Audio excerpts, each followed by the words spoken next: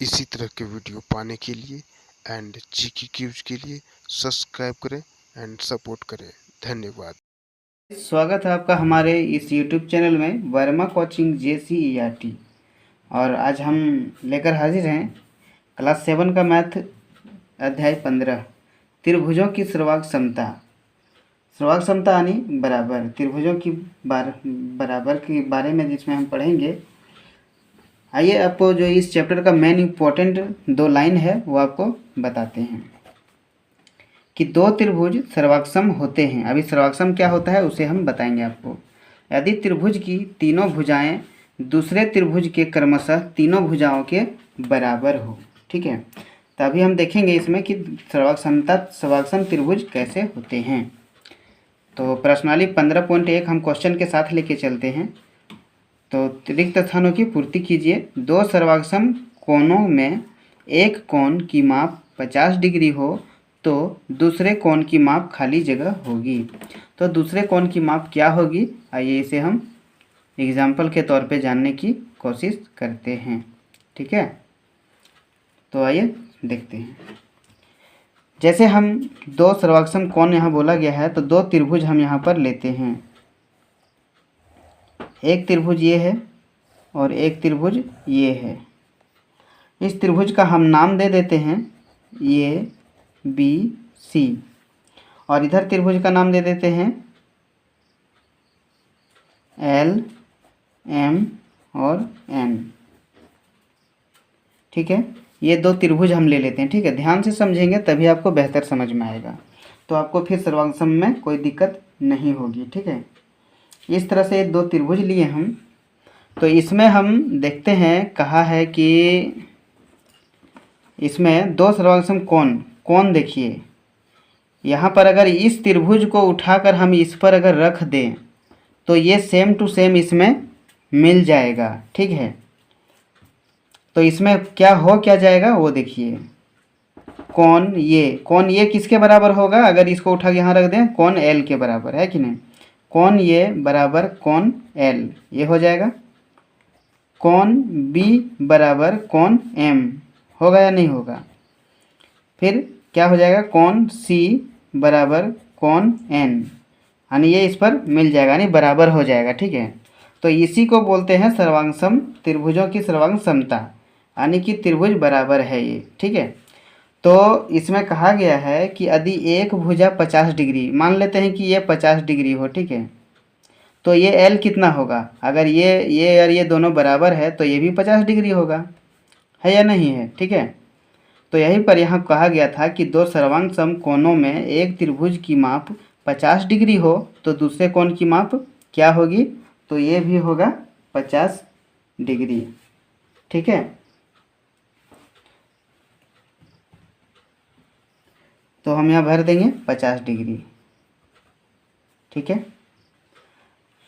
ये आपको समझ में आ गया होगा, ठीक है। अब दूसरा नंबर देखते हैं। दूसरा नंबर देखते हैं कि त्रिभुज ABC में BC की लंबाई 5 सेंटीमीटर है तो सर्वांगसम त्रिभुज LMN की संगत MN की लंबाई खाली जगह होगी। तो देखिए त्रिभुज ABC, अच्छा इसी में हम आपको समझा देते हैं। त्रिभुज ABC और त्रिभुज LMN यानी कि ये भी सेम इसी पर डिपेंड है ना। तो इसमें जो है B और C यानी ये आधार का BC की लंबाई 5 सेंटीमीटर है, ये यानी 5 सेंटीमीटर है, ठीक है। BC 5 सेंटीमीटर है तो त्रिभुज LMN में MN की लंबाई MN, जब ये त्रिभुज दोनों सर्वांगसम है, सब कोण बराबर है तो BC की लंबाई MN की लंबाई हो जाएगा बराबर, है कि नहीं। तो अगर ये 5 है तो ये भी 5 हो जाएगा। तो हम यहाँ लिख देंगे 5 सेंटीमीटर, यानी दोनों क्या होता है कि संगत भुजा जो है बराबर होते हैं, ठीक है।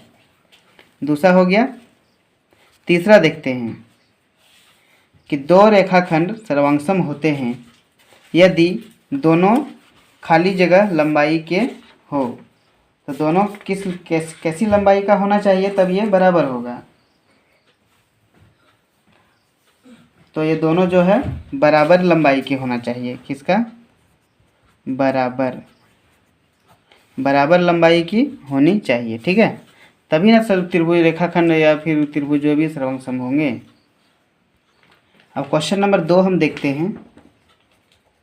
कहा है कि त्रिभुज पी क्यू आर, आइए एक त्रिभुज पहले बनाते हैं,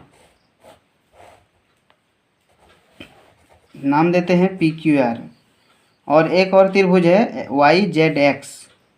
आइए 2 त्रिभुज बनाते हैं। वाई जेड एक्स के उन सभी भागों को लिखिए जो निम्न के संगत हो। आइए देखते हैं। पहला नंबर, कौन क्यू किसका संगत है? ये त्रिभुज को इस पर हम रख देंगे तो सेम टू सेम बैठ जाएगा, यानी कि ये सर्वांगसम त्रिभुज है, तो इसका कौन भी इसके संगत ही होगा, यानी कि बराबर होगा। तो कौन क्यू किसका संगत है? तो कौन क्यू यहाँ पर है, तो यहाँ जेड का संगत होगा।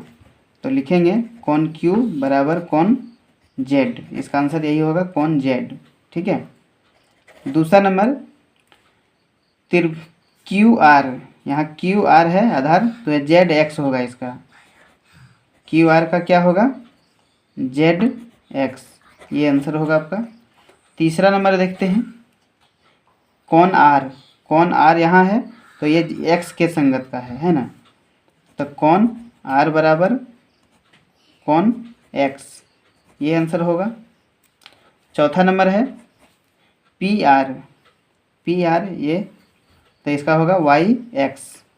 तो यहाँ पहले लिख भी सकते हैं पी आर, और इसका हो जाएगा वाई एक्स, ये आंसर होगा। आपके लिए वीडियो हेल्पफुल रहा होगा। कृपया आपसे उम्मीद है कि एक सब्सक्राइब आप ज़रूर करें और अपने दोस्तों के साथ शेयर करें। इसी तरह हम आपके लिए और भी वीडियो लाएंगे। तब तक के लिए इस वीडियो में इतना ही। हमने 15.1 का क्वेश्चन 1 और 2 का हल किया है। अगले वीडियो में हम लेकर हाजिर होंगे 15.2। धन्यवाद।